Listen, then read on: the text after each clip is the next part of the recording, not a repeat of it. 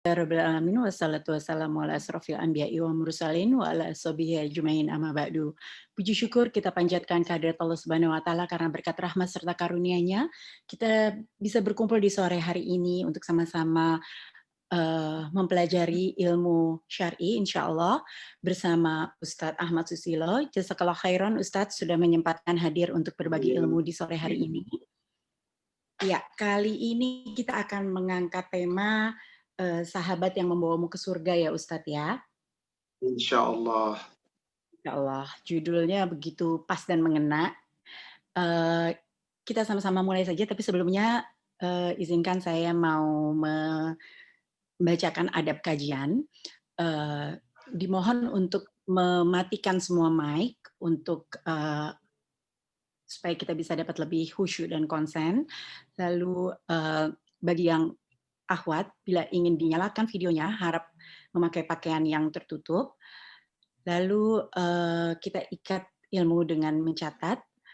Dan insya Allah nanti di akhir kajian kita akan ada sesi tanya jawab ya Ustadz ya.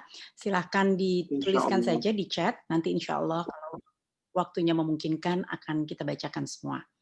Baik, silakan Ustadz, waktu dan tempat kami persilahkan. Bismillah. Assalamualaikum warahmatullahi wabarakatuh. Innal hamdalillah nahmaduhu wa nasta'inuhu wa nastaghfiruh wa na'udzu billahi min syururi anfusina wa sayyiati a'malina. May yahdihillahu fala mudhillalah wa may yudlil fala hadiyalah. Ashhadu an la ilaha illallah wahdahu la syarikalah wa anna Muhammadan abduhu wa rasuluhu la nabiyya ba'da. Allahumma salli wa sallim wa barik ala Muhammadin wa ala alihi wa ashabihi ajma'in wa man tabi'ahum bi ihsan ila yaumiddin amma ba'd. Ya ayyuhalladzina amanu taqullaha haqqa tuqatih wa la tamutunna illa wa antum muslimun. Ya ayyuhalladzina amanu taqullaha wa qulu qawlan sadida yuslih lakum a'malakum wa yaghfir lakum dhunubakum wa may yuti'illaha wa rasulahu faqad faza fawzan 'azima. Ma'asyiral muslimat jamaah Majlis Taklim yang semoga dirahmati Allah. Alhamdulillah pada sore hari ini Majlis Taklim Al-Khansa kita berjumpa kembali di kajian kita via Zoom yang insya Allah pada sore hari ini kita akan membahas kajian dengan tema sahabat, yakni sahabat sejati adalah dia yang bisa mengajak kita menuju surga. Maka sahabat yang terbaik di dunia mengajak kita menuju ke surga. Kira-kira seperti apakah sahabat yang seperti itu? Kriterianya seperti apa? Ciri-cirinya seperti apa? Kalau kita bisa mengetahuinya, insya Allah kita semoga bersama sahabat yang bisa mengajak kita menuju ke surga. Sebab apa? Karena betapa banyak Allah Subhanahu wa Ta'ala di dalam Al-Quran menceritakan, mengkisahkan tentang penyesalan orang-orang nanti di yaumil akhir karena di dunia salah nyari sahabat. Di dunia boleh jadi akrab kemana-mana, saling mendukung dalam urusan duniawi, tapi tidak berusaha masuk surga. Sehingga apa yang terjadi? Di saat dia masuk ke dalam neraka, maka tidak ada satupun sahabat karib yang di dunia menemaninya bisa menolongnya. Oleh karena itu, jangan sampai kita salah memilih sahabat. Agar apa? Tidak sampai terjadi penyesalan pada diri kita. Bahwa kita menyesal, kita telah salah memilih sahabat. Saya buka sebagai muqaddimah. Mari kita buka surat Al-Haqqah. Surat 69. Kita akan lihat dari ayat yang ke-27. Allah bercerita tentang kematian seseorang. Kemudian penyesalan yang terjadi saat nanti dibangkitkan di padang mahsyar. Surat Al-Haqqah, surat 69, yakni surat kiamat, dari ayat 27. Orang-orang yang telah mati mengatakan, Ya laitaha kanatil qadiyah. Aduhai, celaka kiranya kematian itulah yang telah menyudahi segala sesuatu. Ma aghna anni maliyah. harta kekayaanku dahulu di dunia yang begitu melimpah ruah, tidak ada lagi gunanya bagiku.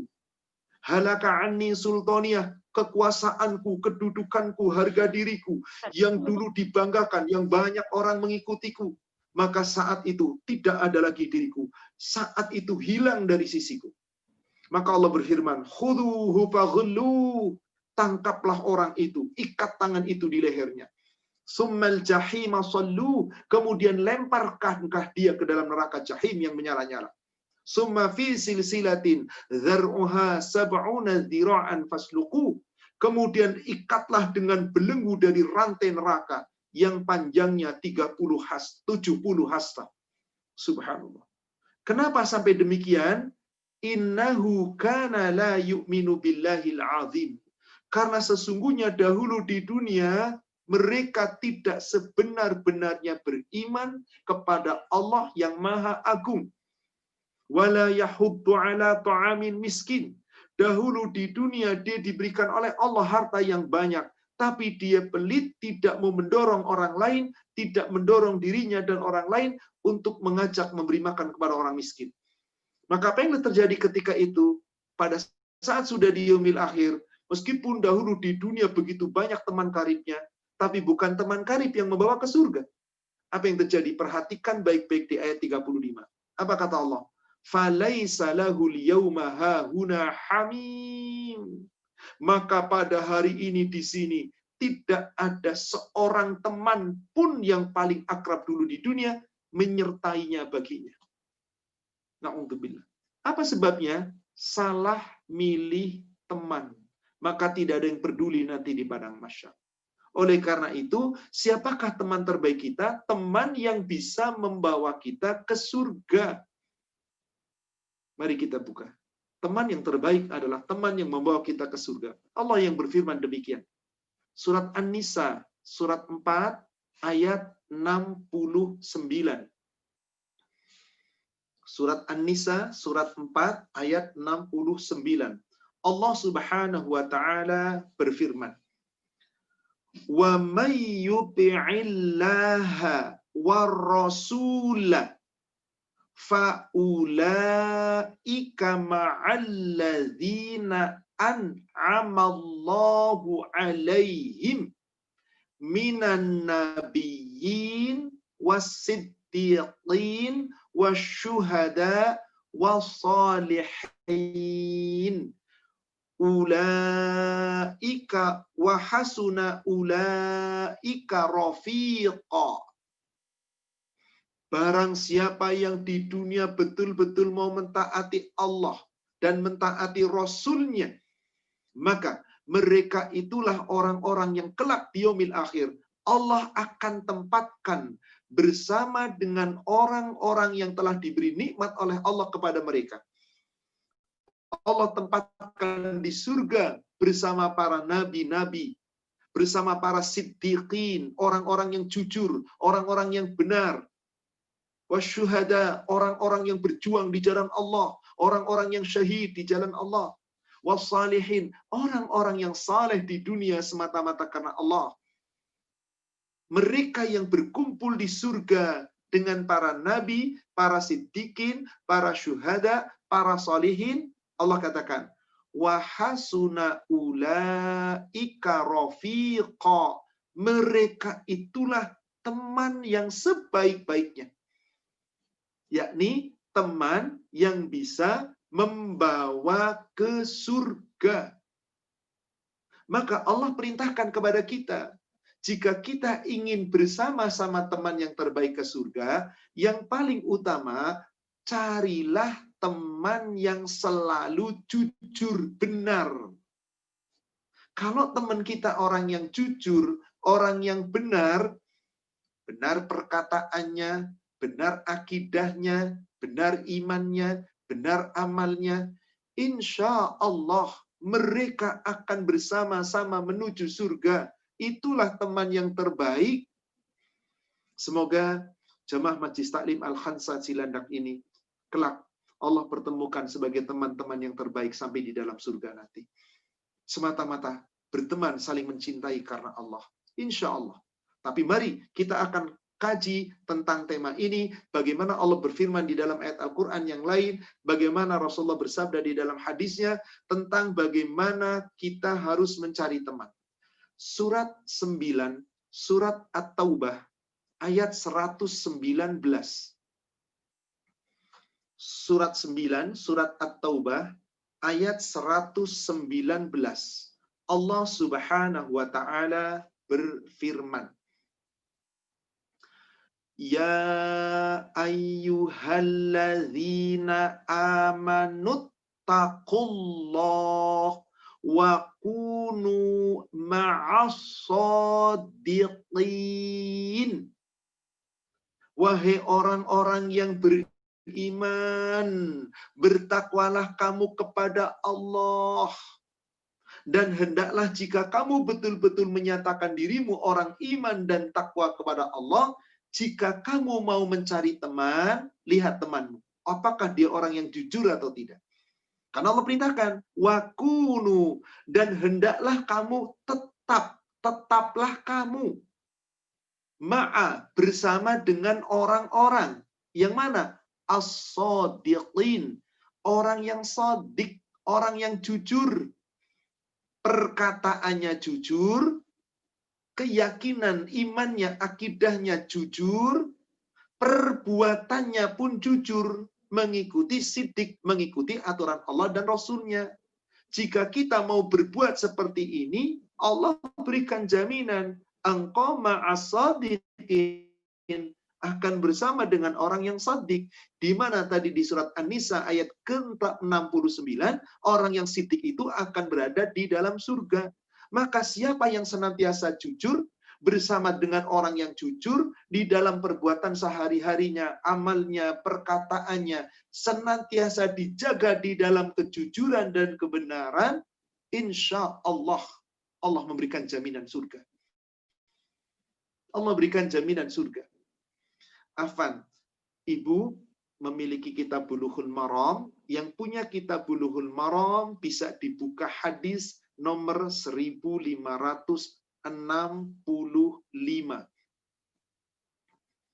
Hadis nomor 1565.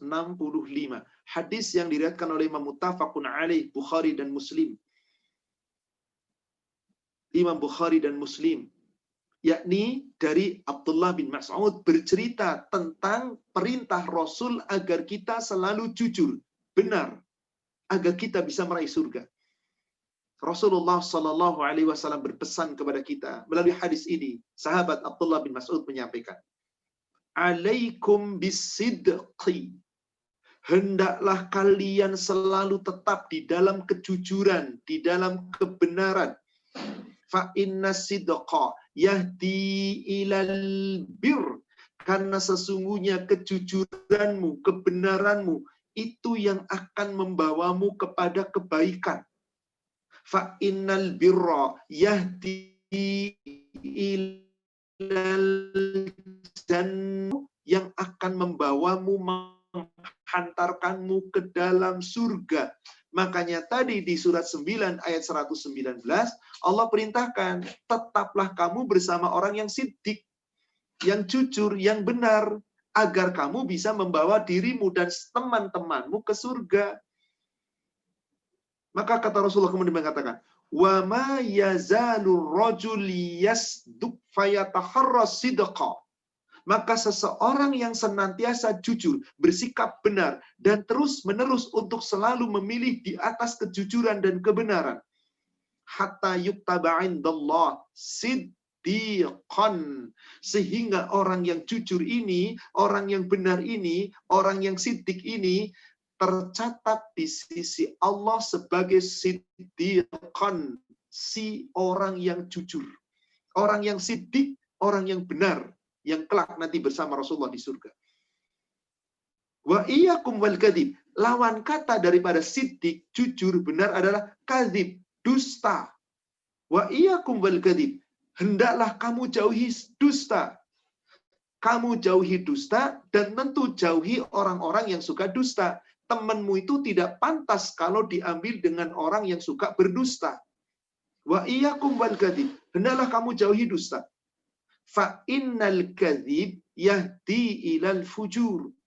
Karena sesungguhnya perbuatan dustamu, dusta omonganmu, dusta janjimu, dusta ingkar amanahmu, dusta di dalam perbuatanmu, maka orang-orang yang dusta itu menghantarkan dirinya ilal fujur, kepada perbuatan durhaka. Fa innal fujur yahdi ilan nar. Sedangkan kedurhakanmu itulah yang akan membawamu menuju ke neraka. Wa ma yazalu rajul yakdzib wa yataharral kadzab. Seseorang yang senantiasa berdusta dan tetap dalam dusta, bahkan dia memilih untuk terus berdusta hanya untuk menutupi dunianya.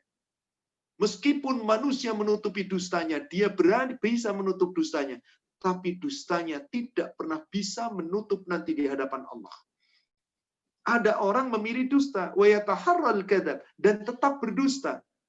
Hatta yuktaba indallah kadzaban. Niscaya akan tertulis di sisi Allah, orang-orang ini adalah sebagai orang yang pendusta. Na'udzubillah. Tercatat sebagai pendusta. Siapakah orang yang suka dusta itu? Orang yang dusta adalah sifat orang-orang munafik. Bukankah sifat orang munafik itu ada 3? Bukankah salah satu ciri munafik itu apabila dia berkata dia sering dusta? Untuk apa dusta itu? Biasanya dustanya digunakan untuk apa? Untuk membela dirinya, agar harga dirinya terlalu seakan-akan seorang yang benar. Untuk keuntungan pribadinya, untuk dunianya. Maka orang-orang munafik yang seperti ini, yang suka berdusta itu, baik omongannya, janjinya tidak ditepati, dan seterusnya, jangan pernah kita jadikan sahabat, karena mereka tidak menghantarkan ke surga, bahkan mengajak ke neraka. Lalu Rasulullah mencirikan sifat munafik. Di dalam hadis kitab Bulughul Maram, Ibu bisa membuka hadis nomor 1531. Hadis sahih yang diriwayatkan oleh Imam Bukhari Muslim dari Abdullah bin Umar, dari Abu Hurairah, dan dari Abdullah bin Umar. Sebetulnya sifat munafik secara keseluruhan ada 4. Tapi hadis nomor 1531 yang diriwayatkan oleh Imam Bukhari Muslim dari Abu Hurairah, Rasul menyebut 3 dulu. Ayatul munafiqin salasun. Tanda-tanda, ciri-ciri sifat orang munafik itu ada 3. Yang pertama, idza haddasa kadzdzab. Kalau berkata, dia sering berdusta. Wa idza wa'adda akhlaf. Apabila dia berjanji, sering ingkar. Wa idza tumina khan.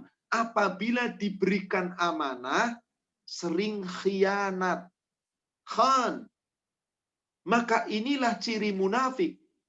Adapun dalam riwayat Imam Muslim disebutkan satu lagi dalam riwayat Imam Bukhari Muslim dari Abdullah bin Umar.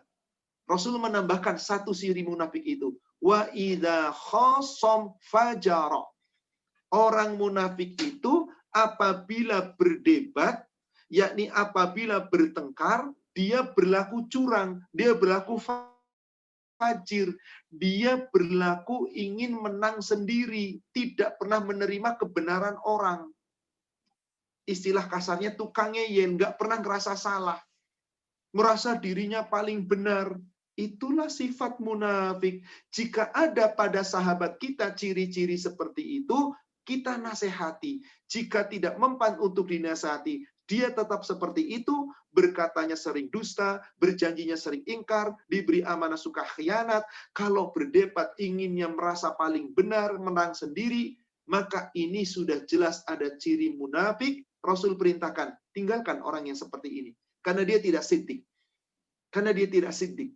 Oleh karena itu, dalam bergaul mencari teman, Rasulullah mengibaratkan, seseorang bergaul dengan orang yang saleh, dengan orang yang baik, dengan orang yang taat, yang jujur, itu seperti berteman dengan tukang minyak wangi. Yakni baunya harum, akan senantiasa tercermin keindahan akhlaknya. Jadi harum baunya, seakan-akan bagus namanya, kehormatannya, maka dia akan tercium baunya, dan dia pun akan tercium bau harumnya. Seandainya dia bisa membeli minyak wanginya. Seandainya tidak bisa membeli, minimal tertular bau harumnya. Apa maksudnya? Jika kita bergaul dengan orang yang saleh, dengan orang yang jujur, dengan orang yang benar, dengan orang yang taat, insya Allah kita bisa membeli. Maksudnya kita bisa mencontoh ketaatannya, kita bisa mencontoh kejujurannya, kita bisa mengambil manfaat dari akhlak baiknya. Kemudian kita amalkan untuk kita. Sekiranya kita tidak mampu mencontoh secara sempurna, nggak persis seperti dia, minimal kita akan kecipratan kebaikan orang itu. Harum baunya terciprat kepada kita. Sehingga kita akan menjadi orang yang ikut-ikutan baik. Meskipun tidak sebaik dia. Apalagi kalau mampu mencontoh, apalagi kita lebih baik. Nah, diumpamakan oleh Rasulullah, apabila berteman dengan orang yang jahat, orang yang suka dusta tadi, kadzab tadi, orang yang tidak baik, itu seperti berteman dengan tukang pandai besi. Tukang las yang biasa megang las, yang dimana cipratan-cipratan api, baunya sangit, baunya gosong. Maka apabila dia berteman dengan tukang pandai besi, katakanlah nggak kena apinya, nggak kena percikannya, tapi ikut terkena minimal baunya. Baunya ikut terkena bau seperti itu, tidak harum. Maaf, ini sebuah ilustrasi. Bukan berarti kita nggak boleh ngelarang anak kita. Awas, itu anaknya tukang pandai besi. Kamu jangan berjuang dengan itu, mah dia bapaknya kerjanya tukang las. Kamu jangan teman sama anaknya. Bukan begitu maksudnya. Ini ilustrasi dari akhlak. Akhlak yang baik diibaratkan seperti penjual minyak wangi, akhlak yang buruk diibaratkan seperti tukang pandai besi yang selalu berkecimpung dengan bakaran besi, sehingga baunya sangit, artinya baunya tidak nyaman. Seperti itulah Rasulullah Shallallahu Alaihi Wasallam mengatur pergaulan kita. Maka di dalam hadis yang diriwayatkan oleh Imam At-Tirmidzi dari Abu Hurairah, dan hadis ini adalah hadis yang hasan. Juga Abu Daud meriwayatkan di dalam sunannya. Rasulullah Shallallahu Alaihi Wasallam bersabda, "La tusahib illa mu'mina." Jangan kamu bersahabat kecuali dengan seorang mukmin. Jangan bersahabat kecuali dengan seorang mukmin. Lalu seorang mukmin itu cirinya seperti apa? Ibu lihat di kitab Bulughul Maram, hadis nomor 1549. Dalam riwayat Imam At-Tirmidzi, juga dari Abdullah bin Mas'ud, dia rafakkan dia oleh Imam At-Tirmidzi. Hadis ini dinyatakan marfu', nyambung kepada Rasul. Abdullah bin Mas'ud mengatakan dalam hadis ini, Rasulullah Shallallahu Alaihi Wasallam bersabda, "Laisal mu'min bitta'an." Seorang mukmin itu mulutnya nggak suka mencela orang. Walal la'an. Seorang mukmin itu mulutnya nggak suka melaknat orang. Walal fahish. Seorang mukmin itu akhlaknya tidak keji. Kata-katanya tidak buruk, tidak busuk, tidak jorok.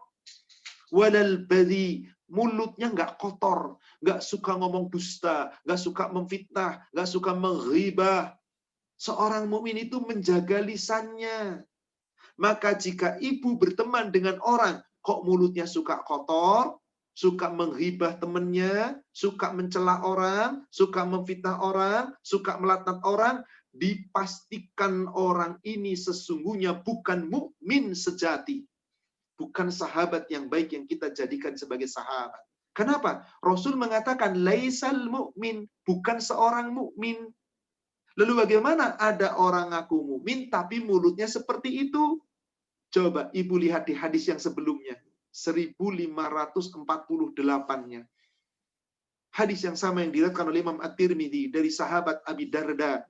Rasulullah Shallallahu Alaihi Wasallam bersabda, "Innallaha yubghidul fahishal badhi."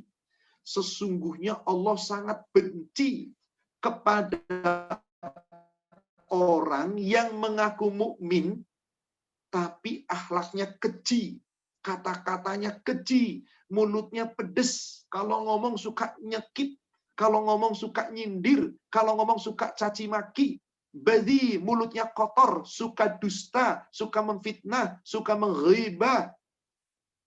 Kalau ada seorang muslim mukmin kok perbuatannya seperti itu, kata Rasulullah sallallahu alaihi wasallam, innallaha yubghid, sesungguhnya Allah sangat benci dengan orang yang seperti itu.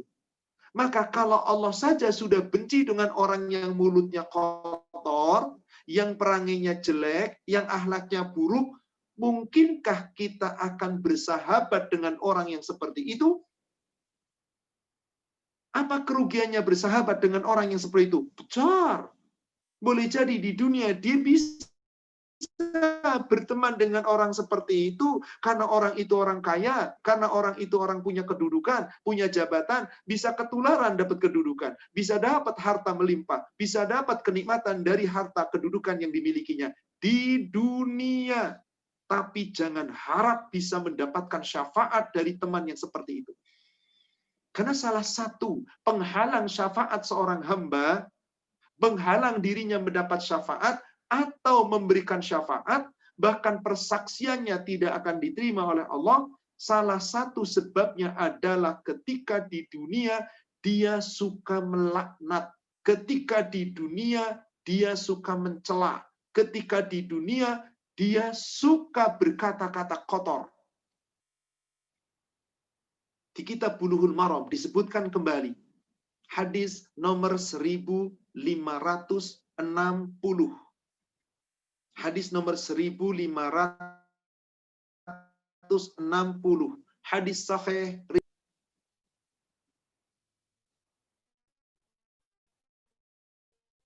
Rasulullah sallallahu alaihi wasallam telah bersabda, innal la'anin la yakununa syufa'a. Orang-orang yang di dunia mulutnya suka melaknat, orang-orang yang suka mencela, orang-orang yang mulutnya kotor, la yakununa syufa'a. Mereka tidak punya hak untuk memberikan syafaat. Jangankan memberikan syafaat, syafaat dari Allah saja terhalang. Kenapa? Kata-kata yang keluar dari mulutnya kotor, mencela, melaknat, menghibah yang Allah tidak ridho tadi. Wala syuhada yaumil qiyamah. Bahkan persaksiannya nanti pada hari kiamat ditolak oleh Allah. Kenapa? Karena ketika di dunia mulutnya berkata, Allah tidak ridho. Maka saudaraku seiman, jamaah al-khansa yang semoga dirahmati Allah, siapa yang ingin meraih syafaat nanti dari Allah? Siapa yang ingin mampu untuk memberikan syafaat kepada teman-teman kita nanti di hadapan Allah? Awali dari sini nih. Siddiq, jujur, benar, jangan suka berkata kotor. Maka tadi Rasul berpesan, jangan teman dengan orang seperti itu. Allah pun berpesan, jangan berteman, bertemanlah dengan orang yang siddiq. Kenapa? Karena tadi sifat buruk itu tidak akan diridhoi Allah. Tidak akan menjadikan dia masuk ke dalam surga karena tertolak dari syafaat. Sebab kata-kata yang kotor dari lisannya itu Allah tidak ridho. Maka salah satu penyebab terhalangnya syafaat adalah ketika ucapan yang keluar dari mulutnya Allah tidak ridho. Surat 20, surat Toha ayat 109.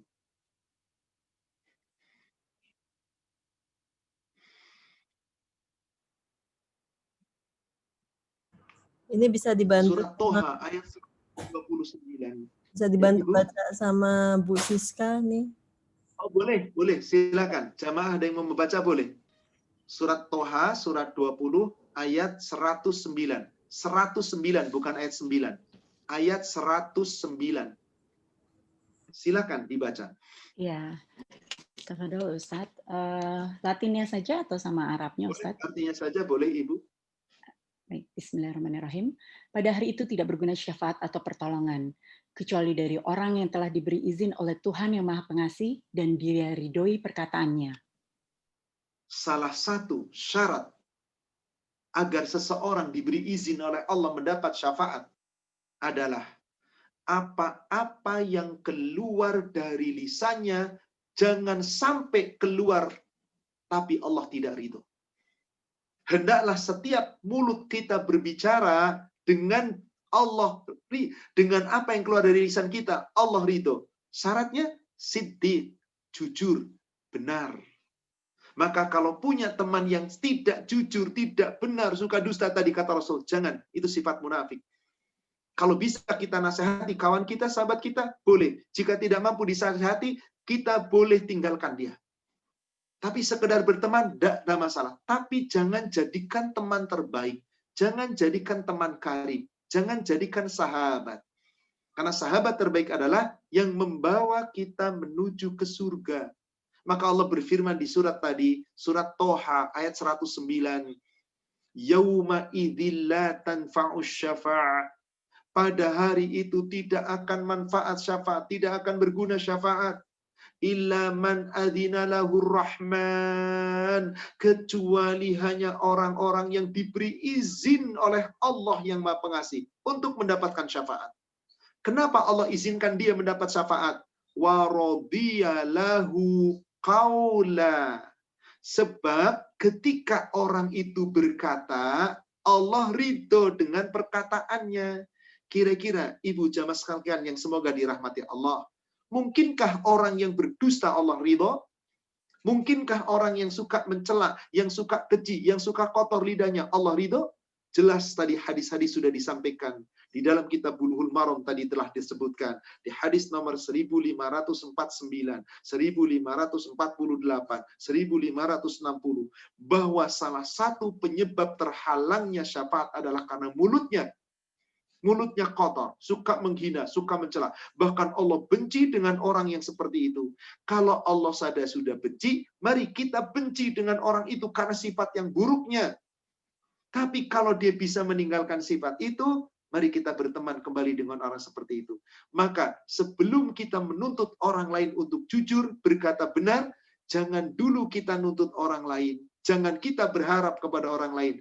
Jadilah diri kita dulu menjadi orang yang jujur, orang yang benar, lalu bersama dengan orang yang jujur, orang yang benar. Surat 33, surat Al-Ahzab, silahkan ibu buka, ibu baca ayat 70 dan 71.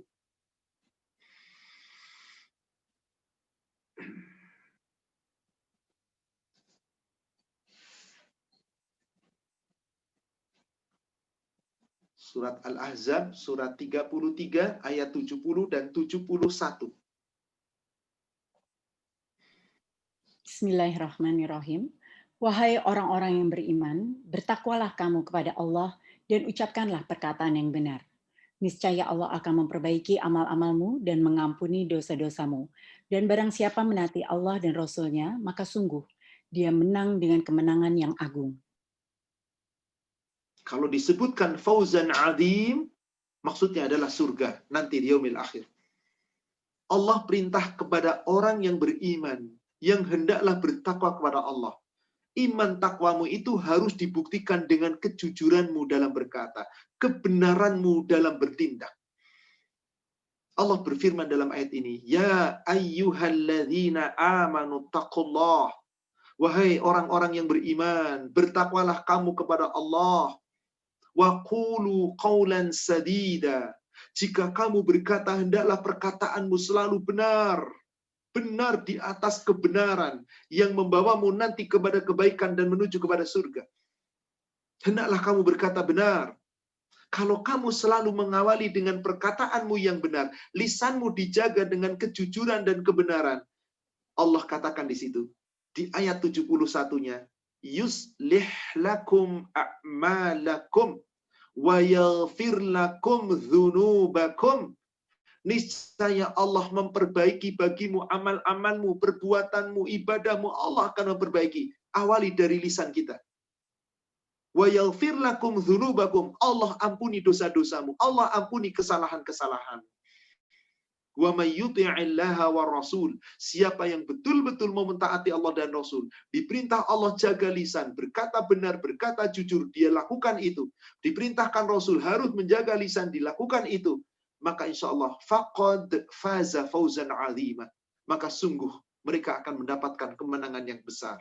Pesan Rasulullah SAW dalam hadis yang diriwayatkan oleh Imam Abu Daud, An-Nasai dan Tirmidzi dari sahabat Abu Hurairah, Rasulullah SAW bersabda, "Ar-rajul ala dini khalilih." Seseorang itu tergantung bagaimana agama kawannya. Kalau agama kawannya baik, maka orang ini akan menjadi baik. Kalau agama kawannya buruk, maka orang ini akan ikut-ikutan buruk. Maka sebelum kita berteman, mencari sahabat, Rasul berpesan, "Falyanzur ahadukum man khalili." Hendaklah setiap orang memperhatikan siapakah sahabat-sahabatmu itu. Apakah sahabatmu itu orang yang memiliki kriteria tadi, di antaranya jujur dan benar di dalam ucapan dan perbuatan, yang senantiasa menjaga lisannya dengan baik, agar Allah ridho ketika dia berucap selalu dapat ridha Allah, sehingga menuju ke surganya Allah, atau teman-temanmu itu yang akan kamu jadikan sahabat, kok bukan orang-orang seperti itu? Kalau ternyata tidak seperti itu, maka tidak ada kewajiban kita berteman dengan orang seperti itu. Bahkan yang harus kita lakukan adalah kita menghindar dengan orang yang seperti itu. Kenapa? Teman-teman akrab di dunia seakrab apapun, tapi ternyata tidak membawa kita menuju ke surga, maka nanti teman-teman itu di akhirat justru jadi musuh, saling cela satu sama lain. Silakan Ibu buka surat Az-Zukhruf, surat 43, ayat 67. Surat Az-Zukhruf, surat 43, ayat 67.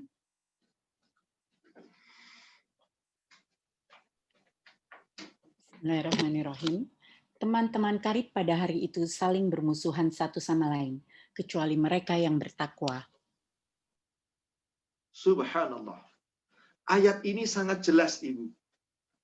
Di dunia mungkin ada orang teman karib, tapi karib dalam urusan sama-sama tidak taat kepada Allah. Sama-sama mungkin enak, enjoy, ninggalin pengajian, nggak pernah ngaji, nggak pernah merasa salah. Nggak sholat, nggak pernah ngerasa salah. Bahkan tidak menutup aurat karena melanggar aturan Allah, tenang, enjoy, bersama-sama dalam kenikmatan di dunia. Maka apa yang terjadi teman-teman karib yang seperti itu? Allah katakan, apa kata Allah? Al-akhillau yawma idin ba'duhum li ba'din adu illal muttaqin. Teman-teman karib, sahabat-sahabat yang di dunia begitu akrab, begitu tolong-menolong, begitu baik, tapi tidak berusaha masuk surga. Yang ada adalah mereka berbuat kedzoliman di dunia tanpa pernah merasa salah. Seakan-akan inilah dunia, enjoy aja lagi. Suka-suka kita, hidup sekali, kita nikmati hidup. Lalu dia nggak mau mengikuti aturan Allah, berbuat sesuka-sukanya. Maka penyesalan akan terjadi kepada mereka yang salah pilih teman. Saat itu di dunia teman akrab, sahabat setia, di yaumil akhir menjadi musuh.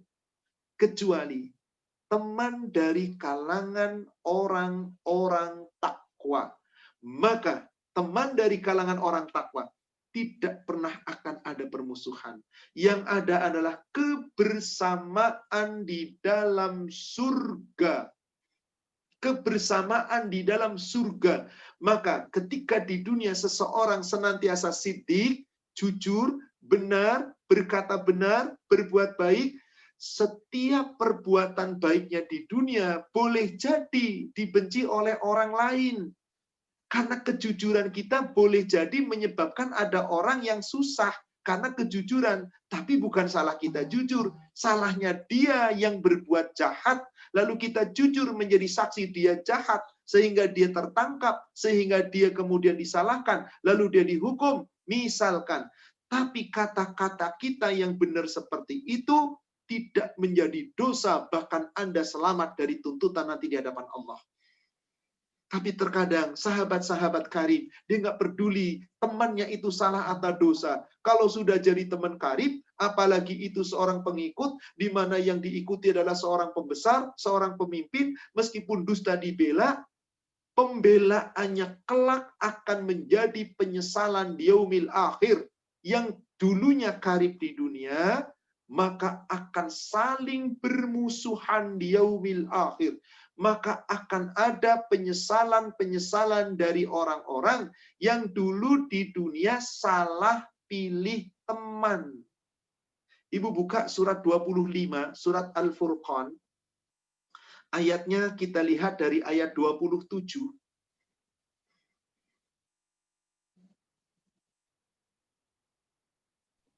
Sampai ayat berapa, Ustadz?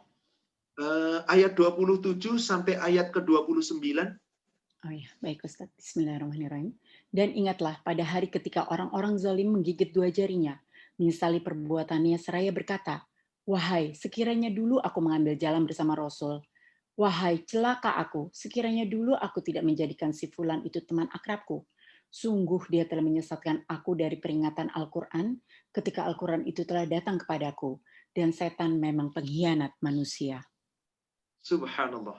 Afwan ibu. Ayat ini berbicara ketika mereka sudah berada di akhirat. Makanya peringatan ayat ini untuk kita selagi masih di dunia. Jangan sampai menyesal nanti di akhirat.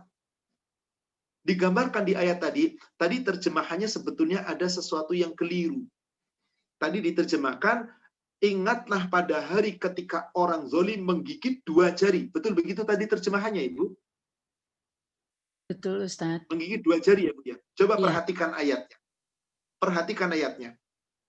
Jari bahasa Arabnya adalah asabi. Asabi itu jari. Asabi ain dua jari. Jadi kalau jari itu asabi. Tapi kalau tangan yadun. Kalau jari itu asabi satu, kalau yadun itu 5. Yang digigit oleh mereka bukan dua jari, dua tangan. Coba perhatikan ayatnya. Yeah. Wa yauma, dan ingatlah nanti pada hari, yakni hari ketika manusia dibangkitkan di padang mahsyar.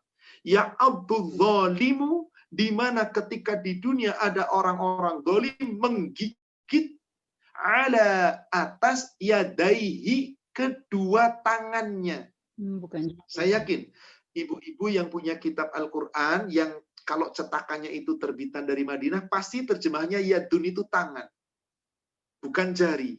Kenapa? Saya buatkan ilustrasi begini, Bu. Ada orang di dunia menyesal. Biasanya ilustrasi nama lain menyesal itu apa? Dia nyesal, dia gigit jari. Biasanya satu jari. Kalau penyesalannya agak besar, itu dua jari. Ketika penyesalan ini penyesalan di akhirat, Ibu. Penyesalan yang nggak mungkin kembali ke dunia. Berapa jari yang digigit? 10 jari. Tanda nyesel yang sangat hebat. Siapa yang nyesel? Orang zalim, bukan cuma orang kafir. Kalau orang kafir jelas non-muslim. Itu sudah paling belesan. Ini ada orang ngaku Islam tapi zalim, nggak mengikuti aturan Allah. Tidak berusaha mencari sahabat yang benar. Maka Allah gambarkan wa yauma ya'addu dzalimu ala yadi. Ingatlah hari ketika nanti di padang mahsyar orang-orang zalim menggigit kedua tangannya. Apa yang dikatakan oleh mereka? Yaqulu ya laitani. Mereka berkata, aduhai celakalah aku. Ittakhadtu ma'al rasuli sabila. Coba di dunia aku mengikuti jalan bersama Rasul. Aku mengikuti taat mengikuti Rasul. Perintah aku suruh jujur, suruh benar, suruh sidik, suruh sadid. Aku nurut, coba aku nggak berteman dengan orang-orang yang kayak gitu. Tapi aku ngikutin jalan teman yang mengikuti jalannya Rasul. Ini penyesalan. Lalu dikatakan di ayat yang ke-28-nya. Ya wailata laitani. Wahai aduhai, betul-betul celakalah aku. Lam attakhidh fulanan khalila. Coba dulu di dunia nggak bersama fulan sebagai teman karibku. Sudah kadung di dunia saya berteman dengan dia. Kenapa? Memang dia akhlaknya jelek, kata-katanya kotor, ibadahnya buruk. Tapi saya terus berteman dengan dia karena saya mendapat keuntungan dunia. Dunia didapat di yaumil akhir. dia menyesal yang sangat berat. Lalu dikatakan di ayat yang ke-29-nya, laqad adallani 'ani dzikr. Sesungguhnya si fulan itulah yang telah menyesatkan aku dari Al-Quran, peringatan Allah, ba'da idz ja'ani, ketika ada peringatan Allah dari Al-Quran, mengingatkan aku, bertemanlah dengan orang yang jujur, aku terperdaya dengan teman itu. Bertemanlah dengan orang yang baik, yang benar, yang taat, yang soleh, yang sidik. Aku terperdaya karena dunia dengan orang yang seperti itu. Maka di dunia dia meraih kenikmatan dunianya. Di yaumil akhir dia menyesal. Karena ternyata orang itu yang telah menyebabkan dia tersesat dari jalan Allah dan Rasulnya. Siapakah yang menyesatkan itu? Sesungguhnya adalah hawa nafsu syaitan. Maka Allah katakan, wa kana syaitan lil insani khadula. Sungguh syaitan itu bagi manusia itu musuh.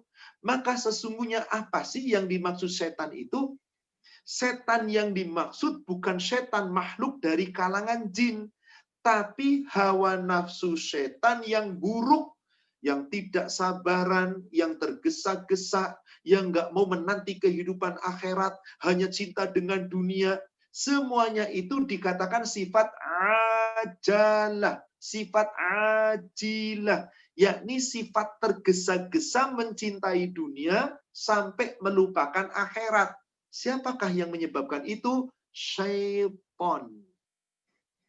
Ibu lihat di kitab Bulughul Maram, hadis nomor 1558. Dari sahabat yang bernama Sahal bin Sa'ad. Rasulullah sallallahu alaihi wasallam bersabda, al-ajalatu minasyaiton. Sifat ajalah, sifat tergesa-gesa, yakni sifat hanya memikirkan dunia, seakan-akan gak ada akhirat. Dia tergesa-gesa dengan kenikmatan, dia lupa ada kenikmatan yang lebih baik. Sehingga apa? Perbuatan buruknya di dunia, bersahabat dengan orang yang buruk di dunia, dengan orang yang pendusta, dengan orang yang senantiasa mengambil hak orang lain, dengan orang-orang yang zalim. Dia nyaman karena telah mendapatkan dunianya. Sesungguhnya dia sedang terperdaya oleh hawa nafsu setan. Itulah yang disebut ajalah. Semuanya itu dari setan. Maka Allah menggambarkan sebuah ayat Al-Quran, sebuah rangkaian ayat Al-Quran, di mana di dunia dulu ada orang-orang yang hampir terjerumus dengan teman-teman yang seperti itu. Tapi Alhamdulillah dia berpaling dengan teman yang baik, sehingga dia tidak masuk ke neraka, tapi masuk ke dalam surga. Setelah berada di dalam surga, dia berbincang-bincang dengan temannya yang ada di surga. Coba kita buka suratnya. Surat As-Saffat, surat 37. Silahkan dibuka dari ayat 51 sampai dengan ayat 57. Bismillahirrahmanirrahim. Berkatalah salah seorang di antara mereka, sesungguhnya aku dahulu di dunia pernah mempunyai seorang teman yang berkata, apakah sesungguhnya kamu termasuk orang-orang yang membenarkan hari berbangkit? Apabila kita telah mati dan telah menjadi tanah dan tulang belulang, apakah kita benar-benar akan dibangkitkan untuk diberi pembalasan? Dia berkata, maukah kamu meninjau temanku itu? Maka dia meninjaunya. Lalu dia melihat temannya itu di tengah-tengah neraka yang lainnya. Dia berkata, demi Allah, engkau hampir saja mencelakakanku. Dan sekiranya bukan karena nikmat Tuhanku, pastilah aku termasuk orang yang diseret ke neraka.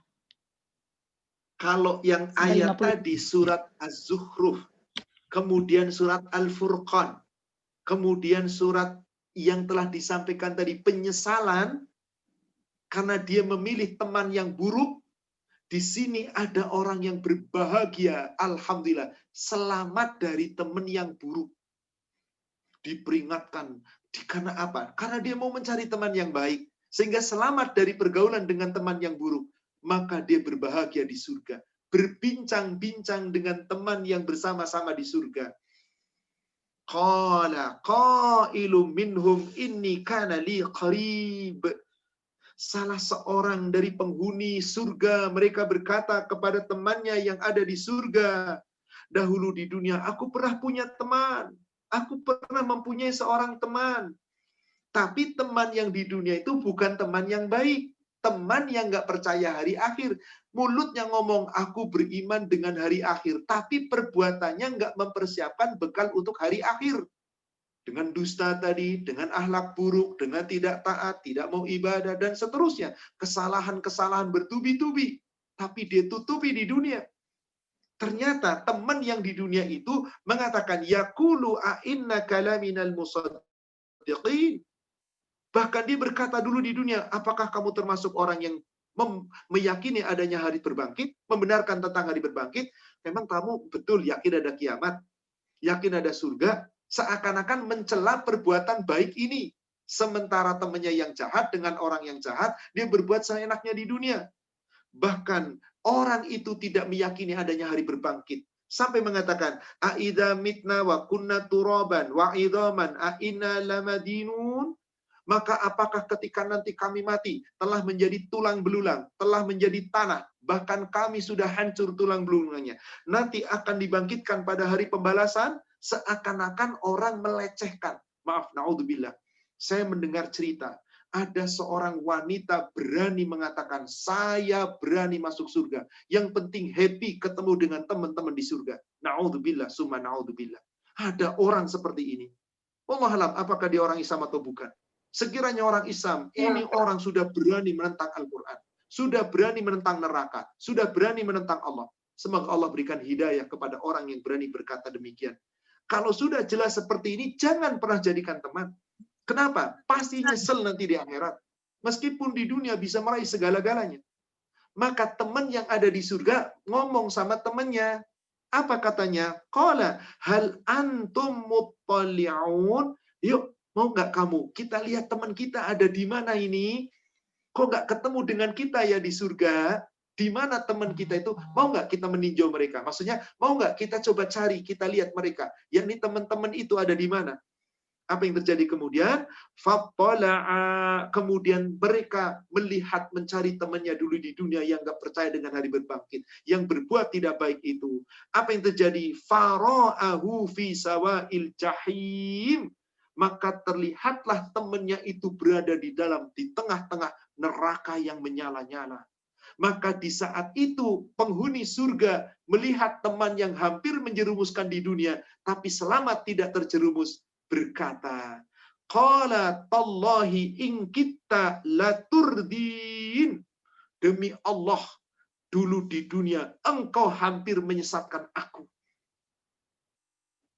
Ada orang yang bisa meninggalkan teman yang sesat di dunia karena dia yakin akhirat. Tapi betapa banyak orang-orang yang terjerumus dengan teman-temannya di dunia karena terpedaya dengan di dunia. Maka orang itu nanti pasti nyesal. Ketika orang yang selamat tidak terberdaya, dia bersyukur. Hampir saja mencelakakanku. Lalu dia berkata di ayat yang ke-57, walaula ni'matu rabbi lakuntu minal muhdarin. Sekiranya bukan karena rahmat Allah, hidayah Allah, petunjuk Allah di dunia, lalu aku mengikuti engkau, wahai temanku yang di neraka, tentu aku pun akan masuk terseret ke dalam neraka bersamamu.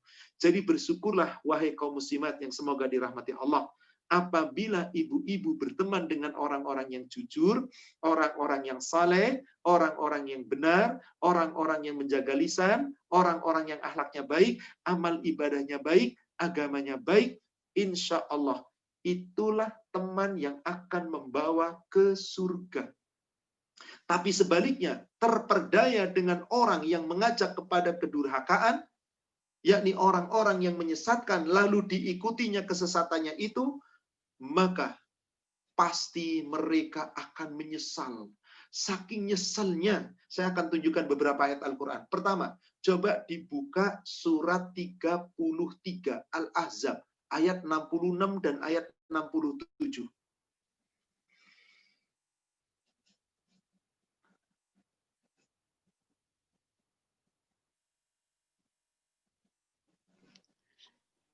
Dibacakan Ustadz. Silakan. Ya, Bismillahirrahmanirrahim. mereka dibolak-balikan dalam neraka, mereka berkata, "Wahai, kiranya dahulu kami taat kepada Allah dan taat pula kepada Rasul." Dan mereka berkata, "Ya Tuhan kami, sesungguhnya kami telah menaati para pemimpin dan para pembesar kami. Lalu mereka menyesatkan kami dari jalan yang benar." Betapa banyak kita lihat ada pemimpin, ada pembesar dolim, tapi masih ada para rakyat, para pembela yang membela kedoliman mereka. Boleh jadi karena mereka mendapatkan dunia dengan kenikmatannya. Meskipun tidak terbukti di dunia, bahkan mereka selamat dari tuntutan di dunia. Meskipun banyak orang sudah tahu, sadar sesungguhnya itu zalim, tapi bisa selamat dari tuntutan di dunia karena saking solidnya kekuasaan mereka, saling menutupi kedoliman, bantu-membantu di dalam kedoliman. Selamat di dunia, akankah selamat di yaumil akhir? Allah berfirman dalam ayat ini, Yauma tuqallabu wujuhuhum finnar. Ingatlah pada hari nanti ketika orang-orang yang dolim dimasukkan ke dalam neraka. Wajah mereka dibolak-balikan di dalam neraka. Agar mungkin barangkali supaya gosongnya rata. Na'udzubillah. Dibolak-balikan di dalam neraka. Yaqulun. Lalu orang-orang yang ada di dalam neraka itu berkata, Ya laitana ata'na Allah wa ata'na Rasul. Aduhai celakalah kami. Coba dulu di dunia aku hanya mentaati Allah. Aku hanya mentaati Rasul. Aku nggak taat sama pembesar itu yang aku bela mati-matian. Ternyata dia zalim. Tapi karena dunia, hawa nafsu dunia yang menyebabkan dia ikuti kedoliman itu. Jelas itu kesalahan, jelas itu kedoliman, jelas itu durhaka, jelas itu menyimpang dari kebenaran, tapi dibela mati-matian. Di dunia nyaman, demi Allah tidak akan bisa lepas di hadapan Allah. Coba dulu aku hanya ikut Allah, aku ikut Rasul. Maka dia katakan di ayat 67, wa qalu rabbana, mereka hanya menyesal lalu berkata, wahai Rabb kami, inna ata'na sadatana wa kubara'ana. Sesungguhnya dahulu di dunia saya mentaati pemimpin-pemimpin saya mentaati pembesar-pembesar saya. Tetapi apa yang terjadi? Fa'adalluna sabila. Mereka itulah yang telah menyebabkan kami tersesat dari jalan lurus. Berteman dengan orang-orang yang bersama-sama mendukung orang-orang yang berada di atas kezaliman. Lalu bersama-sama akrab hanya untuk meraih dunia. Penyesalan ini terjadi. Mereka itu yang menyesatkan kami, ya Allah. Maka apa yang diinginkan oleh para pengikut itu? Perhatikan ayat 68. Rabbana atihim bi'faini minal adab wal'anhum la'nan kabira. Wahai Rabb kami, gara-gara mereka itulah aku masuk neraka. Oleh karena itu, mereka tidak bisa menolong kami. Laknat mereka dengan laknat yang besar, 2 kali lipat laknatnya. Laknat dengan 2 kali lipat laknat. Timpakan azab yang besar 2 kali lipat azab. Dengan laknat yang besar pula. Seakan-akan apa? Biarinlah aku disiksa. Yang penting dia disiksa lebih keras 2 kali lipat. Saking nyeselnya dan marah kepada orang yang dulu diikuti di dunia, tidak bisa membela apa-apa. Bahkan di saat para pembesar, para pemimpin, sahabat yang diikuti tetapi menyesatkan di dunia, dimintai pertanggungjawaban di akhirat.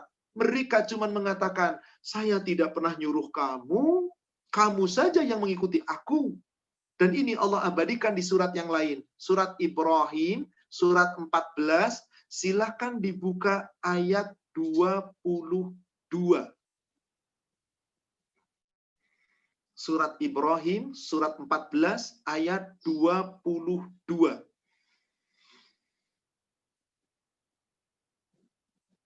Atau afan, dari ayat 21 dulu. Ayat 22 itu tentang syaitan. Ayat 21 dulu. Ya, afan Ustaz. Bismillahirrahmanirrahim. Dan mereka semua di padang mahsyar berkumpul untuk menghadap ke hadirat Allah. Lalu orang yang lemah berkata kepada orang yang sombong, sesungguhnya kami dahulu adalah pengikut-pengikutmu. Maka dapatkah kamu menghindarkan kami dari azab Allah walaupun sedikit saja? Mereka menjawab, sekiranya Allah memberi petunjuk kepada kami, niscaya kami dapat memberi petunjuk kepada.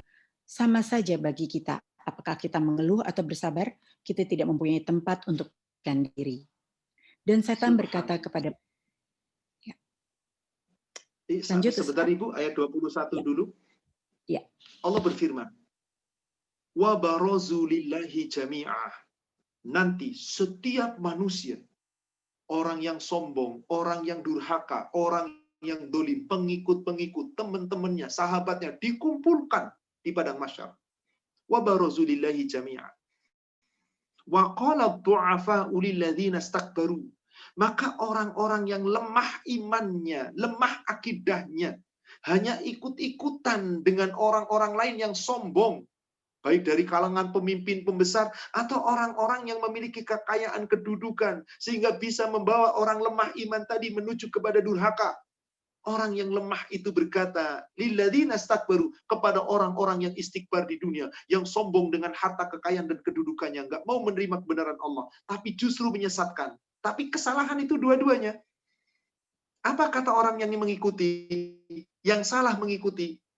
Inna kunna lakum taba'an. Bukankah dahulu di dunia kami semua adalah pengikut kamu, kami bersama-sama kamu, kami semua sahabatmu. Tapi kami ternyata salah pilih, sekarang sudah berada di neraka. Fahal antum mughnuna anna min adzabillahi min syai'? Maka hai orang yang aku ikuti, gara-garamu aku sesat di neraka. Lalu di sini aku terhina, aku terlaknat di neraka. Bisakah engkau jadikan kami, menolong kami, membantu kami, meringankan adab kami sedikit saja? Karena kan bukan mutlak kesalahan kami, gara-gara kami ikut kamu. Kamu besar adabnya, yang penting tolonglah ringankan aku sedikit saja. Qalu, orang-orang yang diikutinya, dia menjawab, lau hadaina lahadainaku, lau hadanallah lahadainaku. Jika di dunia Allah memberikan hidayah kepadaku dan aku diberi hidayah, aku mampu memberi hidayah kepadamu. Di dunia, tapi ini sudah di neraka. Maka dia cuma menjawab begini, sawa'un alaina. Sama saja bagi kami sekarang di neraka. Ajazi'na am sobarna.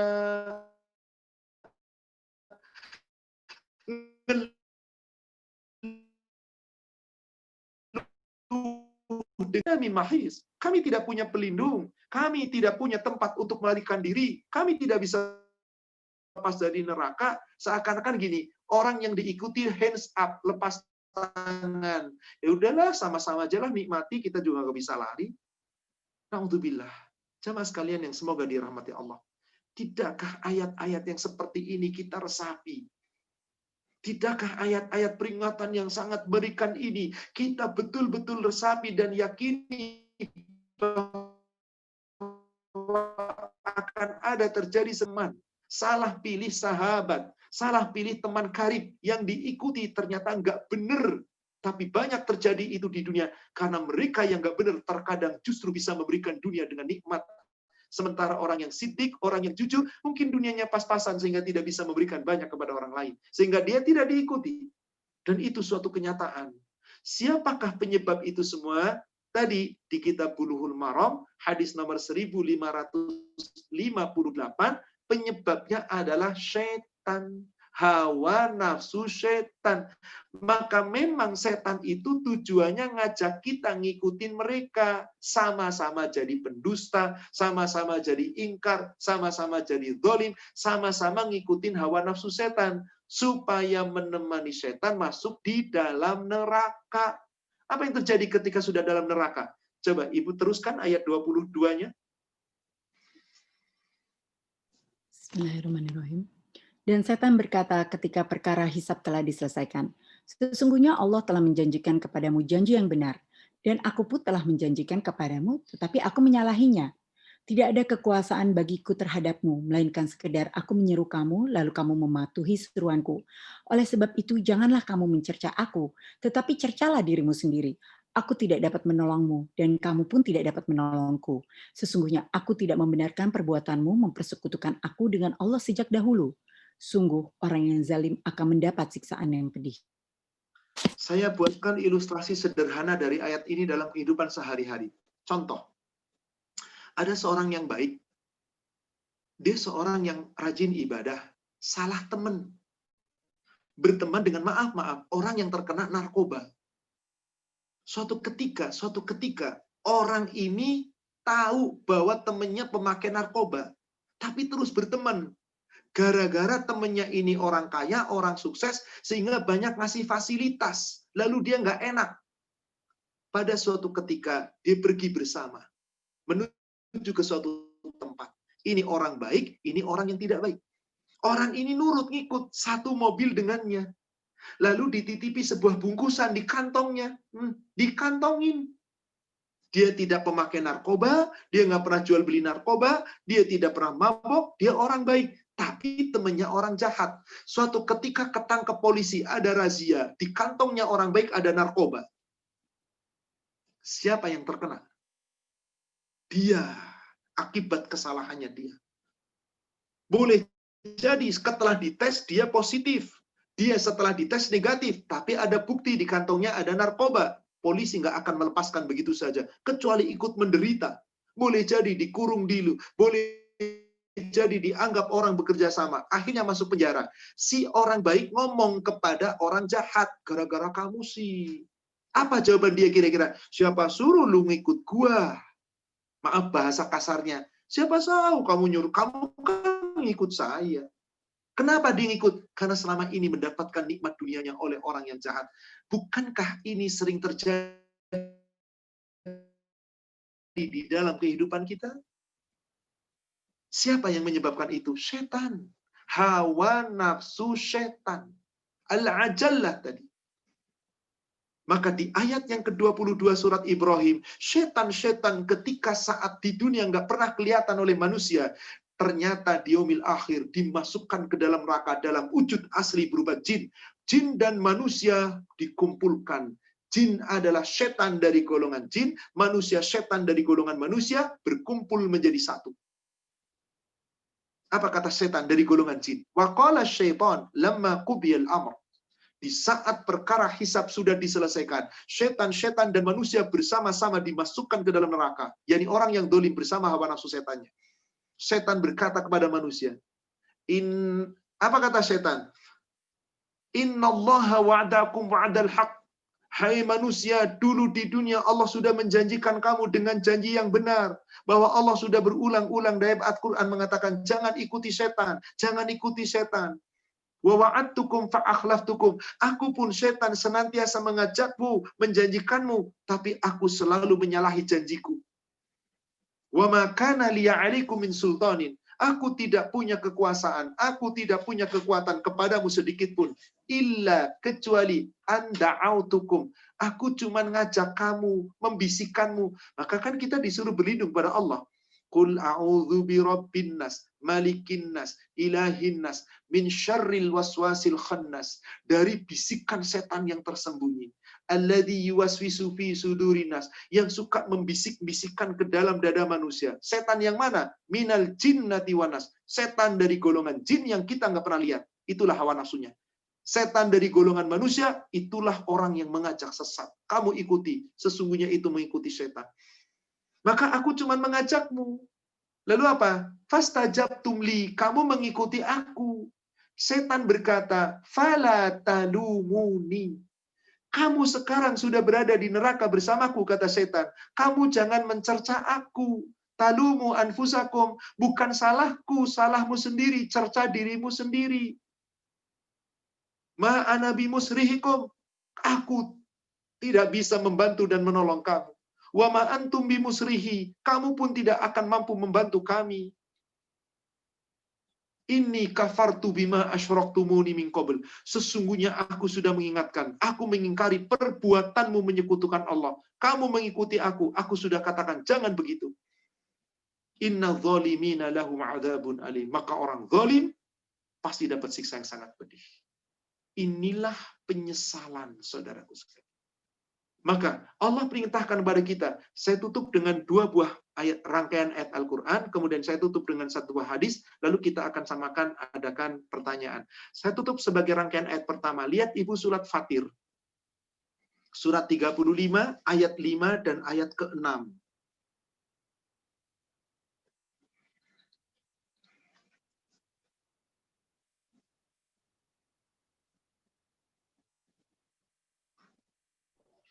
Bismillahirrahmanirrahim. Wahai manusia, sungguh janji Allah itu benar. Maka janganlah kehidupan dunia memperdayakan kamu, dan janganlah setan yang pandai menipu memperdayakan kamu tentang. Sungguh setan itu musuh bagimu, maka perlakukanlah ia sebagai musuh. Karena sesungguhnya setan itu hanya mengajak golongannya agar mereka menjadi penghuni neraka yang menyala-nyala. Na'udzubillah, summa na'udzubillah. Itulah tujuan setan. Ngajak manusia agar jadi golongannya, sehingga apa? Bareng-bareng masuk neraka yang menyala-nyala. Itulah tujuan utama setan. Maka Allah sudah mengingatkan di ayat ini. Kata setan, Allah sudah mengingatkan kamu. Aku pun sudah mengingatkan. Kamu nurutin aku, kata setan. Ya ayyuhan nas, inna wa'dallahi haqq. Hai manusia, janji Allah itu pasti benar. Fala taghurrannakumul hayatid dunya. Jangan sekali-kali kamu terperdaya dengan kehidupan dunia. Wala yaghurrannakum billahil ghurur. Jangan kamu sampai terperdaya.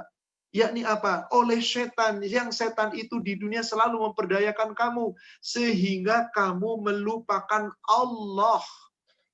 Bukankah kamu terperdaya gara-gara setan? Inna syaitana lakum adu. Setan itu kata Allah musuhmu. Fattahiduhu aduwan. Maka hendaklah kamu jadikan setan-setan itu menjadi musuhmu. Kenapa Allah perintahkan setan itu sebagai musuh? Karena apa? Karena sesungguhnya setan itu mengajak innama yad'u hizbahu. Supaya kamu menjadi golongannya. Mengajakmu supaya kamu ikut sesat. Liyakunu min ashabis sa'ir. Sehingga dengan itu kamu akan masuk ke dalam neraka yang menyala-nyala. Na'udzubillah. Summa na'udzubillah. Maka bagaimana orang yang di dunia benar?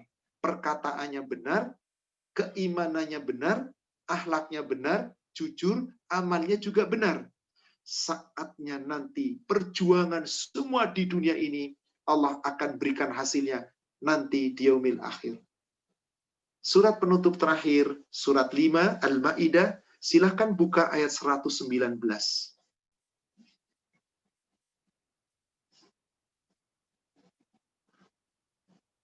Bismillahirrahmanirrahim. Allah berfirman, inilah saat orang yang benar memperoleh manfaat dari kebenarannya. Mereka memperoleh surga yang mengalir di bawahnya sungai-sungai, mereka kekal di dalamnya selama-lamanya. Allah ridho kepada mereka, dan mereka pun ridho kepadanya. Itulah kemenangan yang agung. Semoga kita bersama-sama meraih kemenangan yang agung kelak di surga. Qala Allah, perkataan Allah, firman Allah ini, kelak nanti di padang mahsyar. Tapi Allah sudah sampaikan di ayat ini. Di dunia kita sudah bisa membacanya. Agar kita selalu siddiq tadi. Benar di atas kebenaran. Hada yaumu yanfa'u sadiqina sidquhum. Inilah saatnya orang-orang yang di dunia selalu jujur, selalu benar bersama orang yang benar. Maka memperoleh manfaat dari kejujuran dan kebenarannya di dunia. Lahum jannatun tajri min tahtihal anhar khalidina fiha abada. Kelak mereka semua Allah akan tempatkan di dalam surga yang mengalir sungai-sungai di bawahnya. Mereka kekal di dalamnya selama-lamanya. Radiyallahu anhum. Allah ridho kepada mereka karena kejujuran di dunia. Karena ketaatannya di dunia. Wa radu anhu. Mereka ridho dengan Allah masukkan mereka ke dalam surga. Dzalikal fawzul azim. Itulah kemenangan yang besar. Maka, ibu jamaah sekalian, untuk kita masing-masing jaga. Jangan sampai kita keluar dari aturan Allah. Jaga agama Allah, jaga Allah, nanti Allah yang jaga kita. Ketika kita mendapatkan kesulitan di dalam hidup, mintalah pertolongan kepada Allah. Penutupnya adalah Kitab Bulughul Maram, hadis nomor 1518. Hadis yang diriwayatkan oleh Imam At-Tirmidzi, dan hadis ini adalah hadis yang hasan sahih dari sahabat yang bernama Abdullah bin Abbas. Abdullah bin Abbas mengatakan begini, kuntu khalfan Nabi sallallahu alaihi wasallam yauman faqal. Pada suatu hari aku berada di belakang Nabi sallallahu alaihi wasallam, yakni membonceng unta Rasulullah. Lalu Rasul bersabda, memberikan wejangan, memberikan nasihat kepada anak muda yang bernama Abdullah bin Abbas. Ihfazillah, yahfazka. Jagalah Allah. Apa yang dimaksud jaga Allah? Aturan Allah, perintah Allah, larangan Allah, syariat Allah, hukum Allah, ketetapan Allah, agama Allah. Kamu jaga baik-baik. Nanti kamu akan dijaga oleh Allah. Ihfazillah tajidhu tujahaka. Jagalah Allah. Niscaya kamu dapati Allah selalu di hadapanmu. Maksudnya yang akan nanti membela kita, menolong kita, melindungi kita dunia sampai ke akhirat. Allah. Idza sa'alta fas'alillah. Jika kamu meminta, mintalah dulu kepada Allah. Berdoa kepada Allah. Wa idza sta'anta fasta'in billah. Jika kamu meminta perlindungan, mintalah perlindungan kepada Allah. Kalau kamu bergantung pada Allah, menjaga aturan Allah, Allah jaga kita, Allah lindungi kita, Allah akan bawa kita ke dalam surganya. Semoga apa yang kita kaji membawa manfaat dan hikmah. Dan semoga kita tidak salah pilih sahabat-sahabat kita, terutama sahabat-sahabat dalam Majlis Ta'lim Al-Khansa, insya Allah menjadi sahabat yang terbaik, yang akan dipertemukan di surga. Sahabat yang bisa membawa ke dalam surga. Amin ya rabbal alamin. Wallahu a'lam. Demikian Ibu jamaah sekalian yang semoga dirahmati Allah kajian kita pada sore hari ini. Saya kembalikan kepada admin. Silakan jika ingin diadakan tanya jawab. Ya, Ustadz, bismillah. Saya mau tanya dulu, Ustadz. Silakan. Itu kalau berteman sama bersahabat itu beda kan ya, Ustadz ya? Sebetulnya begini Ibu. Bahasa Indonesia teman dengan sahabat itu sebetulnya sama. Cuman biasanya kedudukan sahabat itu yang lebih dekat sahib. Artinya apa? Sahib itu asal kata daripada sahiba. Itu artinya yang selalu bersama-sama. Kebersamaannya dalam suka dan duka. Itulah sahabat. Kalau teman biasanya cuma sekedar berteman. Kalau boleh diartikan sahabat itu teman sejati. Teman yang selalu bersama-sama. Tapi teman sejati menurut Al-Quran dan hadis yang bisa membawamu ke surga. Jadi sebetulnya teman atau sahabat itu dalam bahasa Indonesia sama saja. Tapi di dalam bahasa Al-Quran, sahabat itu adalah ashab. Bahkan sahabat itu kedudukannya yang paling tinggi di hadapan Allah. Karena Rasul dalam hadis riwayat Imam Bukhari mengatakan, khairukum qarni. Sebaik-baik dari kalian manusia, umatku adalah korni, kurunku, yakni generasi sahabat. Itu is the best. Summa yalunakum. Setelah sahabat, kemudian setelah kamu. Summa yalunahum. Kemudian setelah mereka. Yakni tabi'id dan tabi'ut tabi'in. Maka Ibu, sahabat Rasul itu orang yang ikut hijrah bersama Rasul dari Mekah ke Madinah. Dan orang-orang Ansor yang menolong Rasul dari orang-orang yang hijrah ditolong orang Ansor dan orang-orang yang kemudian mengikuti iman bersama Rasul sampai Rasul wafat. Mereka itu terjamin di sisi Allah orang yang terbaik. Coba Ibu buka surat 9 ayat 100. Ibu buka surat 9 ayat 100. Itulah yang dimaksud sahabat. Dari kalangan muhajirin, dari kalangan ansor, yang mengikuti Rasul dan yang mengikuti para sahabat yang saat itu Rasul masih berjuang. Itulah sahabat. Orang yang pertama masuk Islam ketika Rasul masih hidup. Coba Ibu baca. Surat 9 ayat 100. Dibacakan Ustadz. Monggo silakan. Dan orang-orang yang terdahulu lagi yang pertama-tama masuk Islam di antara orang-orang muhajirin dan ansor dan orang-orang yang mengikuti mereka dengan baik. Allah ridho kepada mereka dan mereka pun ridho kepada Allah. Allah menyediakan bagi mereka surga-surga yang mengalir di bawahnya sungai-sungai. Mereka kekal di dalamnya selama-lamanya. Itulah kemenangan yang agung. Itulah sahabatnya Rasul. Maka jika kita ingin memilih sahabat, hayo sahabat yang mencontoh seperti sahabatnya Rasul. Maka istilah teman dengan sahabat hanya sekedar istilah saja di negara kita. Tapi kalau diartikan, teman itu yang biasa-biasa, kalau sahabat itu teman karib yang selalu bersama-sama. Itulah sahabat Rasul yang dulu selalu bersama-sama. Dan sahabat itu yang paling top, paling cocok, paling benar. Sahabat di zaman Rasul. Nah, kalau Allah menyebutkan, wasabiqunal awwalun. Orang-orang yang lebih dulu dan pertama-tama masuk Islam. minal muhajirin, kalangan orang muhajirin, orang Mekah. Wal ansor, kalangan ansor, orang yang menolong muhajirin, orang Madinah. Dan siapa lagi? Walladzina taba'uhum bi ihsan, dan orang-orang yang kemudian mengikuti mereka dengan kebaikan-kebaikan. Itulah golongan yang akan masuk surga tanpa hisab, dimonopoli oleh sahabatnya Rasulullah. Kenapa? Allah katakan radhiyallahu anhum wa radu'an. Maka ibu jika mendengar nama sahabat disebut, Abu Hurairah radhiyallahu an, Umar bin Khattab radhiyallahu an. Dari tadi kita baca hadis, Abdullah bin Abbas, Abu Hurairah, Abdullah bin Umar, semuanya radhiyallahu an. Allah ridho kepada mereka, kepadanya. Itulah sahabat yang sudah diridhoi Allah. Maka jika kita mengatakan sahabat, ya marilah sahabat itu yang punya akhlak seperti sahabatnya Rasul, yang mengajak ke surga, baru disebut sahabat. Kalau nggak ngajak surga, bukan sahabat. Itu cuma teman karib saja. Demikian, wallahu a'lam. Baik Ustadz, terima kasih. Ini ada pertanyaan dari chat.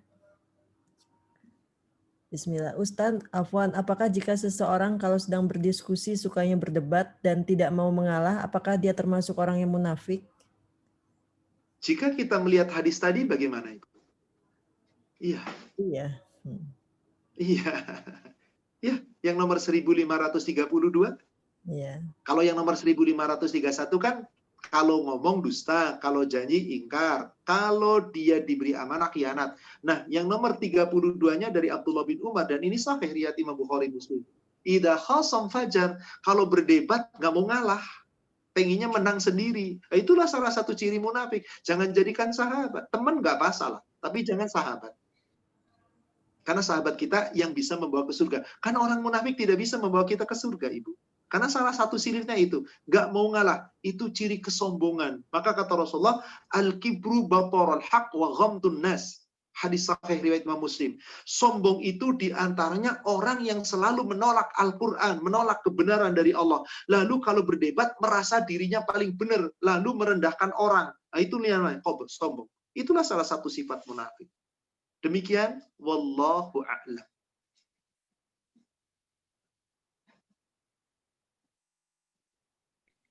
Silakan dilanjutkan pertanyaannya, Bu Kiki. Saya bacakan saja ya. Bismillahirrahmanirrahim. Ustadz, di era sosmed sekarang ini pergaulan antar teman lebih banyak lewat WhatsApp group, Facebook, dan lain. Apakah kita juga harus selektif dalam bergabung di WhatsApp group? Apakah jika dalam WhatsApp group mayoritas tidak berpihak pada syariat agama, kita wajib live agar tak terhindar dari dosa, termasuk Facebook yang banyak buzzernya? Mohon pencerahan Ustadz. Pertanyaan dari Ibu Yayu. Ya, ini menyangkut politik, menyangkut apa. Intinya beginilah. Intinya begini. Mau ikut teman di Facebook, mau ikut teman di WA, mau teman di Instagram, dimanapun di sosmed. Jika ternyata teman-teman itu hanya berbicara urusannya dunia, urusannya politik, urusannya itu tanpa kemudian memikirkan tentang akhirat, adalah tinggalin aja lah. Kan nggak ada kewajiban kita ikut grup yang seperti itu. Tapi ternyata sudah live, masukin lagi. Ya sudah, nggak usah komen, no comment, nggak usah dibuka. Kalau tahu dibuka, baca, sudah, buang.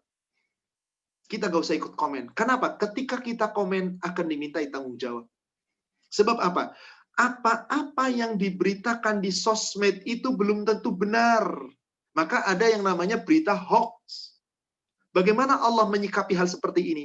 Sejak Allah turunkan ayat Al-Quran 1400 tahun lebih yang lalu, Allah sudah ingatkan, kalau kita orang beriman, kalau ada kabar, jangan langsung dibenarkan sebelum kita selidiki. Sosmed kita, wallahu a'lam, betapa banyak berita-berita yang ngawur. Belum tentu benar.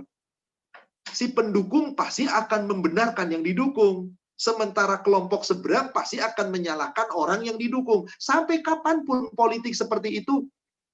Kita lihat di negara kita. Kelompok ini dulu mendukung si Fulan. Giliran tahun berikutnya si Fulan nggak didukung, dia jatuhkan sejatuh-jatuhnya si Fulan. Yang dulunya didukung semampunya, sekeras-kerasnya. Itulah politik. Kenapa? Karena mereka lebih menginginkan dunia. Nah, yang seperti itu sudahlah, itu ranahnya orang-orang yang berpolitik. Sebetulnya kalau politik Islam, betul-betul, ya mari berpolitik dengan cara yang jujur, yang benar. Cuman agak sulit di negara kita. Maka kalau sudah seperti itu, kita tidak punya kewajiban. Tapi intinya, coba buka surat 49 ayat 6. Bagaimana Allah perintahkan kepada orang-orang yang beriman, jika kamu datang suatu kabar yang belum tentu benar.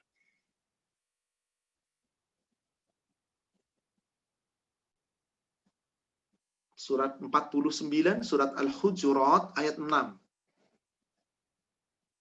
Baik, saya bacakan. Bismillahirrahmanirrahim. Oh, Ibu bacakan, silakan. Ya. Wahai orang-orang yang beriman, jika seseorang yang fasik datang kepadamu membawa suatu berita, maka telitilah kebenarannya, agar kamu tidak mencelakakan suatu kaum karena kebodohan atau kecerobohan, yang akhirnya kamu menyesali perbuatanmu itu. Maaf, saya demi Allah tidak mau tahu tentang urusan politik, bukan saya tidak mau membela orang-orang yang benar, tidak. Saya buatkan contoh, sederhana saja sedang kita alami. Habib ini sedang dicerca oleh pejabat-pejabat, oleh kepolisian dan seterusnya. Kepolisian merasa benar. Yang membela pemimpin ini akan kapanpun terus membenarkan. Yang membela kelompok ini, yakni kelompok Habib ini, kapanpun akan terus membenarkan. Sehingga masing-masing merasa benar. Dan berita yang ada nggak bakal pernah adil. Versi ini ya ini, versi ini ya ini. Mana yang benar? Allahu a'lam. Kita tidak bisa membenarkan. Karena seperti itulah. Maka dalam seperti ini bagaimana? Tawakkuf, kita doakan saja. Seandainya pejuang Islam itu di atas kebenaran, ya Allah tegakkan kebenaran melaluinya. Tapi kalau ternyata perjuangan ini ada tendensi tertentu, ya Allah ampunilah dia. Semoga keikhlasan mencakup pada dia. Seandainya pemimpin ini ternyata zalim dan salah, ya Allah berikan hidayah.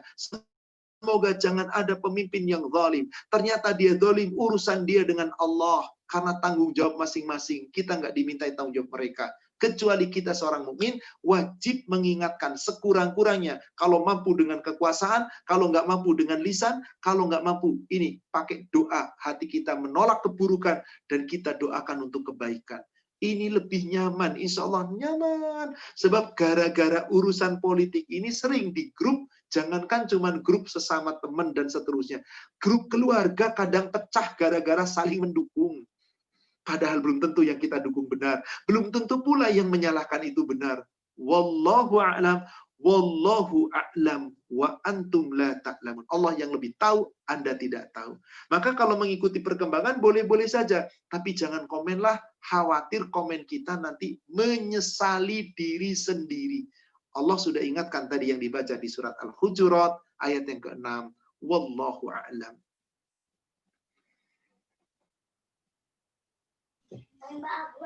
Selanjutnya pertanyaan Bu Nurul. Bismillah Ustadz, apabila kita berada di majelis ghibah, kita diam saja, tapi tidak meninggalkan majelis tersebut, apakah kita terkategori sebagai teman-teman dari ahli ghibah tersebut, dari Ibu Rizky? Ibu duduk di majelis ghibah. Ada orang yang menghibah. Saya yakin sekurang-kurangnya nih kupingnya nih dengerin nih. Jangankan mendengarkan ghibah. Ada dua orang sedang berbicara, tapi orang ini tidak ingin diketahui oleh si fulan. Bicaranya bukan ghibah, bicara hak. Ini nguping pembicaraan hak, ini sudah dosa. Lalu bagaimana kalau nguping pembicaraan ghibah? Maka kalau ada majelis ghibah, jangan ada di sana, kita keluar. Karena majelis ghibah itu majelis yang sedang mengingkari ayat-ayat Allah. Bukankah ghibah itu haram? Kalau ibu baca kembali tadi surat 49 di ayat yang ke-12, itu jelas sekali di situ. Ghibah itu diibaratkan Allah seperti orang memakan bangkai saudaranya yang sudah mati. Dia ada orang ghibah, dia duduk bersama orang ghibah, minimal kupingnya denger, dosa. Ada orang ngomong baik, nggak pengen diketahui orang. Orang ini nguping, padahal ini rahasia, tapi berusaha nguping, dengerin. Ini sudah dosa. Apa risikonya? Coba ibu buka di kitab Bulughul Maram, hadis nomor 1555. Apa risiko orang yang suka nguping pembicaraan orang? Meskipun itu bukan bicara ghibah.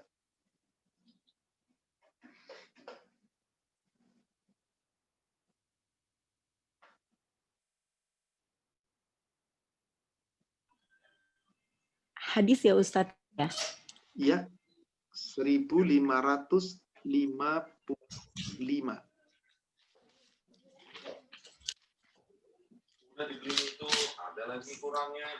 Dari Ibnu Abbas radhiyallahu anhu, dia berkata Rasulullah SAW bersabda, barang siapa mendengarkan pembicaraan suatu kaum, padahal mereka tidak suka hal itu didengar, maka pada hari kiamat kedua telinganya akan dituangi anuk, yakni timah. Hadis riwayat Al-Bukhari. Anuk itu adalah timah yang panas, mencair, mendidih, dituang ke telinga. Ini bukan mendengarkan ghibah, Ibu, tapi sedang mendengarkan perembukan suatu kaum yang nggak ngajak orang itu dirembukan, tapi nguping. Nguping pembicaraan baik, itu bisa jadi resiko celaan, hinaan, ghibah. Maka majelis yang seperti itu tidak layak diikuti. Kalau ada majelis yang seperti itu, maka Rasulullah perintahkan untuk tinggalkan. Allah Subhanahu wa taala pun memerintahkan untuk tinggalkan. Coba kita lihat surat 6 Al-An'am ayat 68. Surat 6 Al-An'am ayat 68. Bagaimana perintah Allah apabila ada dalam suatu majelis tapi omongannya ternyata mengolok-olok ayat. Ghibah itu kan termasuk ngolok-olok ayat. Ayatnya mengatakan haram makan bangkai, kamu malah lagi makan bangkai. Silakan ayat 68. Ya, Bismillahirrahmanirrahim. Apabila engkau Muhammad melihat orang-orang memperolok-olokkan ayat-ayat kami, maka tinggalkanlah mereka hingga mereka beralih ke pembicaraan lain. Dan jika setan benar-benar menjadikan engkau lupa akan larangan ini, setelah ingat kembali, janganlah engkau duduk bersama orang-orang yang zalim. Sebetulnya memang awal ayat ini itu adalah Nabi Muhammad. Wa idza ra'aital ladzina yakhudun. Apabila kamu mendengar awal ayat ini untuk Nabi Muhammad, Rasulullah sudah wafat. Jadi ketika kita baca ayat ini teguran bukan untuk Nabi Muhammad lagi, untuk kita yang baca. Jika kita lihat ada orang sedang mengadakan pembicarakan yang dolim, kamu jangan duduk, tinggalkan. Sampai mereka mengalihkan pembicaraan yang dolim itu, menuju kepada pembicaraan yang hak. Tapi kadang suka lupa, maaf Ibu, kadang-kadang kan ghibah itu kan asyik Ibu. Ih, kita nggak ghibah loh, ini kenyataan kan, bener kan, kayak gitu kan? Iya, ternyata sadar, inna ilahi itu ghibah. Segera, a'udzubillahi minasyaitonirrajim. Buruan, tinggalkan, lalu berdoa mohon kepada Allah. Istighfar, mohon ampun. Jangan duduk di majelis yang seperti itu. Allah perintahkan demikian, Rasul pun perintahkan demikian. Wallahu a'lam.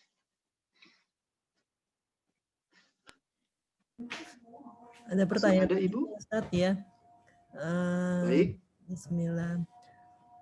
Barakallahu fikum Ustaz.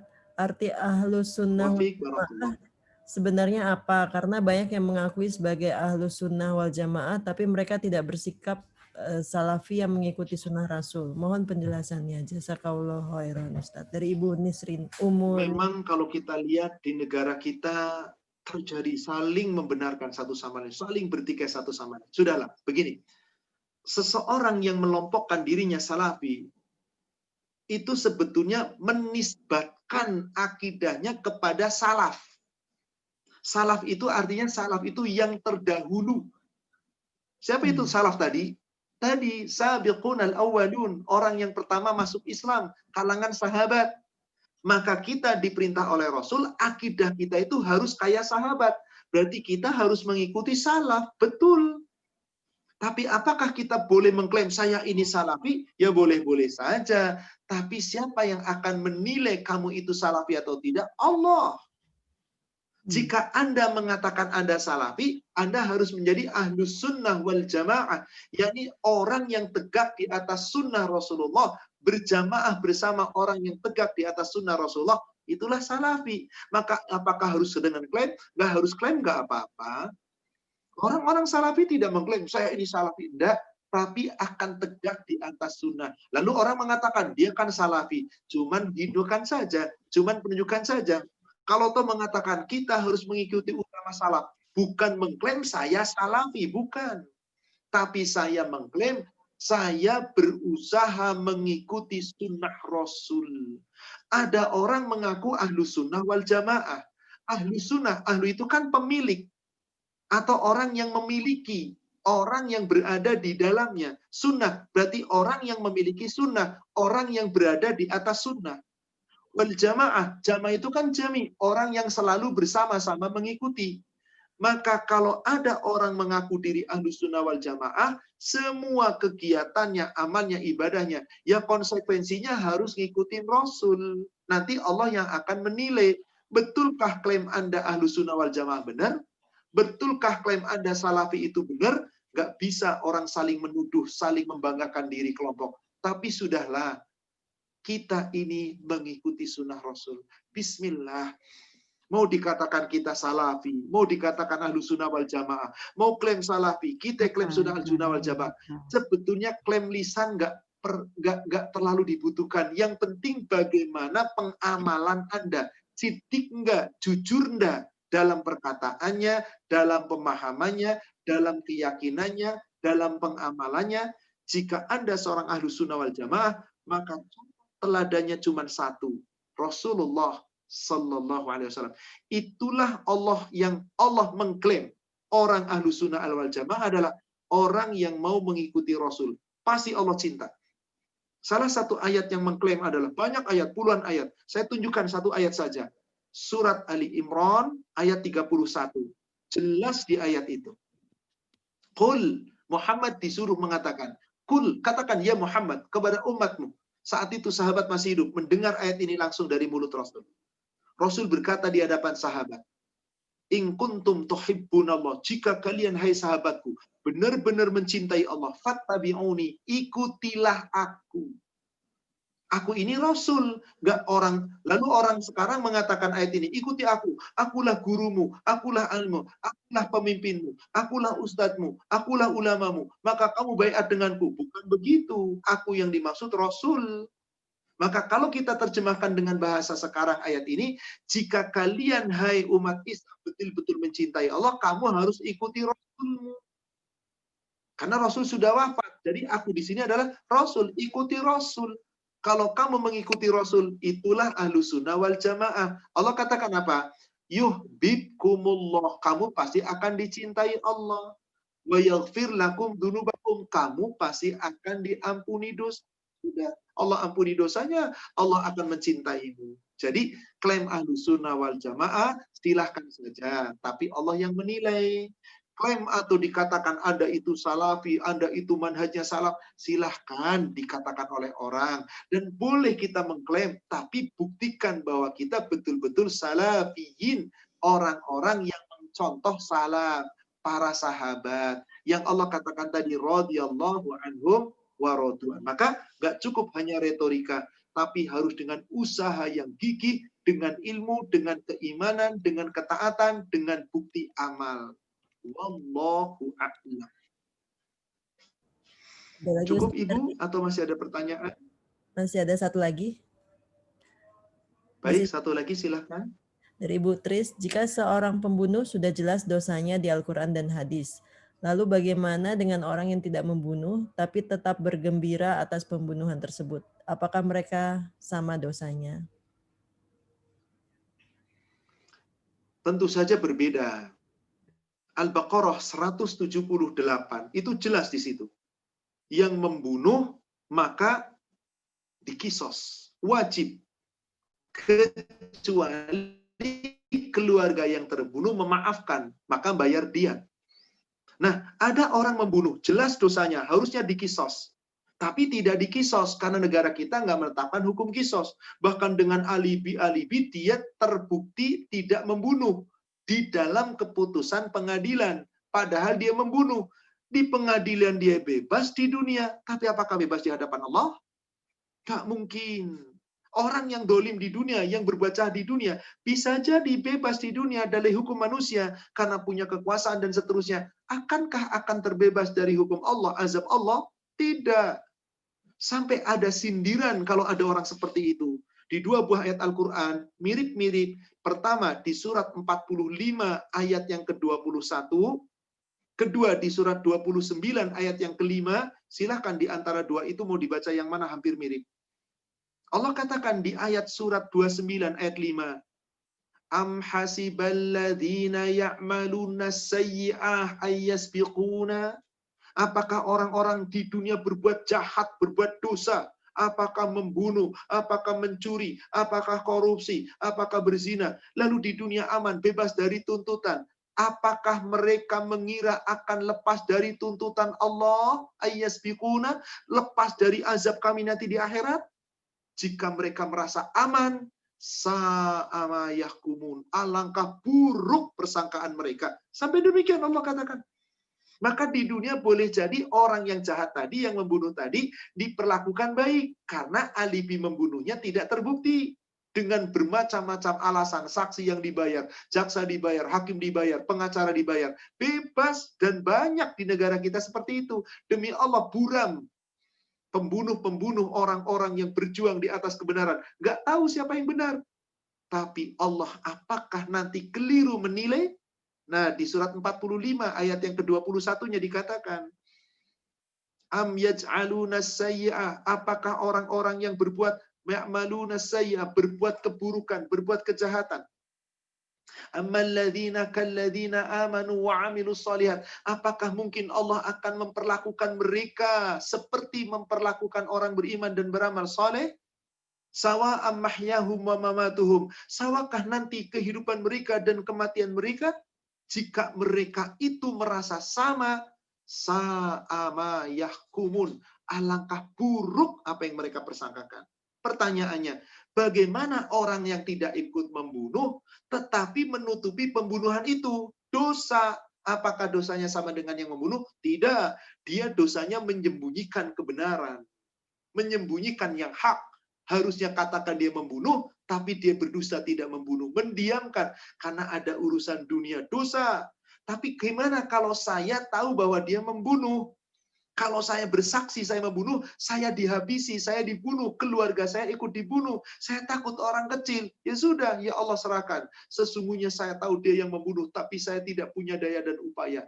Jika saya tidak diminta jadi saksi, saya nggak berani, Allah, karena saya takut.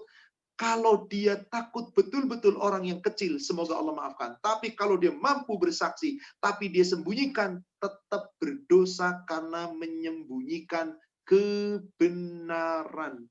Jadi selama kebatilan disembunyikan, tahu itu batil, dibiarkan, maka orang-orang yang membiarkan terkena resiko dosa. Tapi orang yang bersama-sama orang yang dolim, berarti dia cenderung dengan orang dolim, pasti tetap terkena azab neraka. Maka Allah perintahkan kita, jangan kamu bersama orang yang zalim, karena kamu bisa terkena azab neraka. Surat 11, ayat 118 dan 119. Silakan Ibu baca.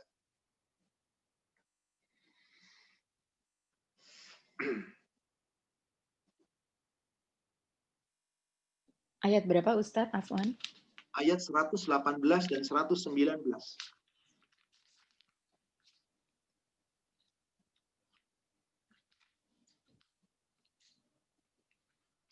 Ini Ustadz, nyarinya agak susah.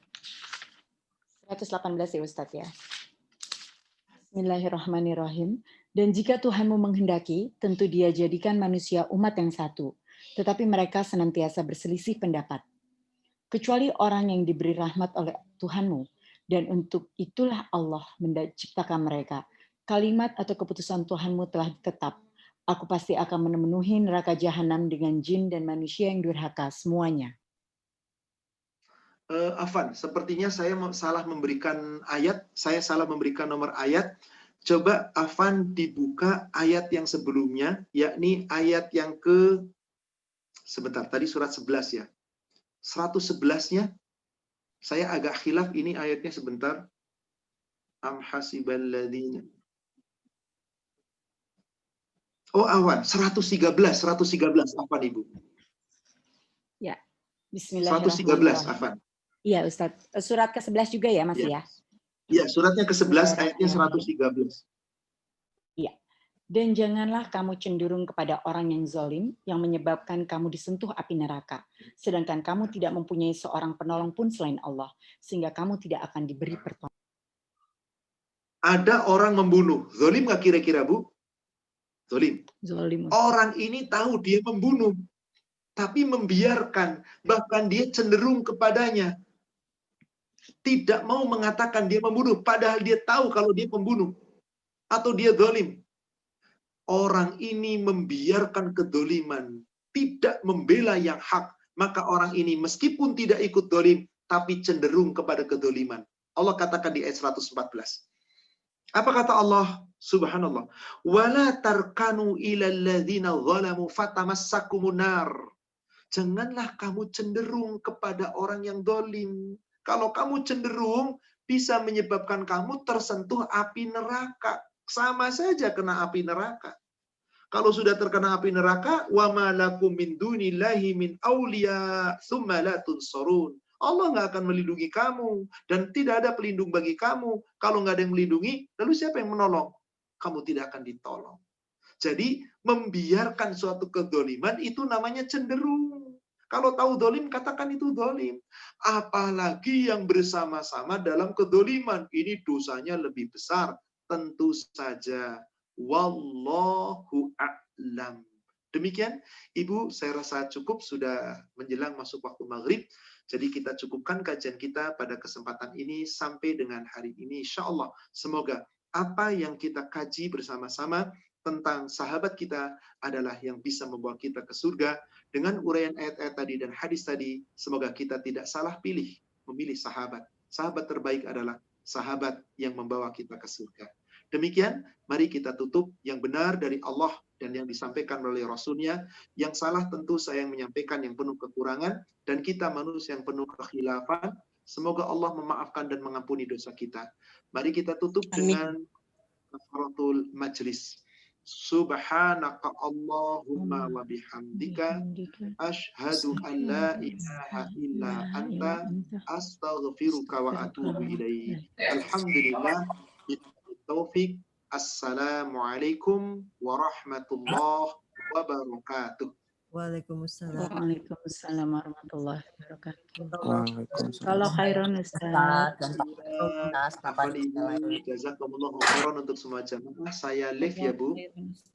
Ya, terima kasih Ustaz. Jazakumullah khairan jamaah. Jazakumullah khairan, Mamcik. Akhirnya bisa masuk juga. Pipit. Emang rezeki di ujung ya, Pit. Masya Allah, padahal udah ditunggu Bener Nurul loh banget. tadi. Udah ditunggu-tunggu loh. Nurul nggak kemana-mana, jagain pintu. Aduh. Jazakumullah khairan Iya, katsiran. Ya, Jazakallah khairan, Uti. assalamualaikum. Bu Nurul. Izin live ya. Jazakallah khairan. Jazakallah khairan. Semoga dapat Makasih ilmu yang ya. bermanfaat. Terima kasih Bu. Iya. Sudah dikasih semuanya tuh. Iya. Izin live ya. Iya. Iya, baru masuk udah live ya, Pit. Nggak apa-apa, yang penting setor muka, yang penting namanya ada. Ada hadir. Semuanya. Ya, sama-sama. Iya. Jazakallah khairan. Jazakumullah khairan. Jazakallah khairan.